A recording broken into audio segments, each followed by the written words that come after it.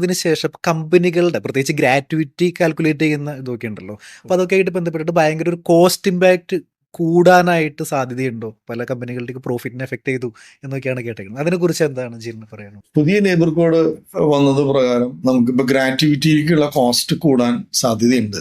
കാരണം നമുക്കറിയാം, being A chartered accountant നിങ്ങൾക്കറിയാലോ, എല്ലാ വർഷവും നമ്മൾ ഒരു ഗ്രാറ്റുവിറ്റിയുടെ പ്രൊവിഷൻ നമ്മൾ ബാലൻസ് ഷീറ്റിൽ കൊണ്ടുവരണം. അത് കഴിഞ്ഞ വർഷത്തെ പ്രൊവിഷനും ഈ വർഷത്തെ പ്രൊവിഷനും തമ്മിലുള്ള വ്യത്യാസം നമ്മൾ നമ്മുടെ പ്രോഫിറ്റ് ആൻഡ് ലോസ് അക്കൗണ്ടിൽ ചെലവിനത്തിൽ നമ്മൾ എഴുതാറുണ്ട്. ഈ ഗ്രാറ്റുവിറ്റി കണ്ടുപിടിക്കുന്നത് എങ്ങനെയാണെന്ന് പറഞ്ഞാൽ last drawn salary into 15 divided by 26 into number of years work. ഇതാണ് നമ്മളുടെ ഒരു ഗ്രാറ്റുവിറ്റി കണക്കാക്കുന്നത്, ഈ പ്രൊവിഷന് വേണ്ടി കണക്കാക്കുന്നത്.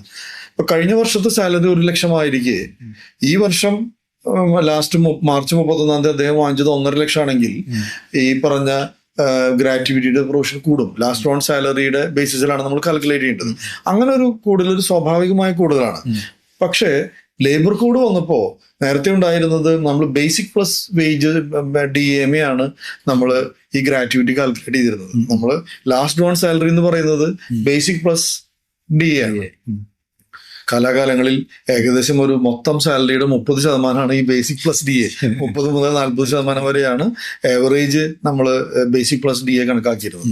ഇപ്പോൾ നേരത്തെ സൂചിപ്പിച്ചതുപോലെ 50% ആവണം നമ്മുടെ ബേസിക് പ്ലസ് DA എന്ന് പറയുമ്പോൾ ഇത് തമ്മിലുള്ള വ്യത്യാസം, ഈ വ്യത്യാസം ഇനി മാർച്ച് 31 നമ്മൾ PF അല്ലെങ്കിൽ ഗ്രാറ്റുവിറ്റി കണക്കാക്കുമ്പോൾ, മാർച്ച് 31 നമ്മൾ ഗ്രാറ്റുവിറ്റി കണക്കാക്കുമ്പോൾ ഈ പറഞ്ഞ വേജിന്റെ മേലെയാണ് കണക്കാക്കേണ്ടത്. നേരത്തെ 1 ലക്ഷം രൂപ ശമ്പളം ഉണ്ടായിരുന്ന ഒരാള് 30,000 ഗ്രാറ്റുവിറ്റി കണക്കാക്കിയിരുന്നത്.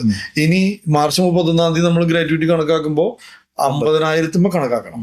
അതെങ്ങനെ കണക്കാക്കണം? ഇയാൾ 20 വർഷം ജോലി ചെയ്തിട്ടുണ്ടെങ്കിൽ 20 വർഷത്തെ കോസ്റ്റും കൂടി കൂടും.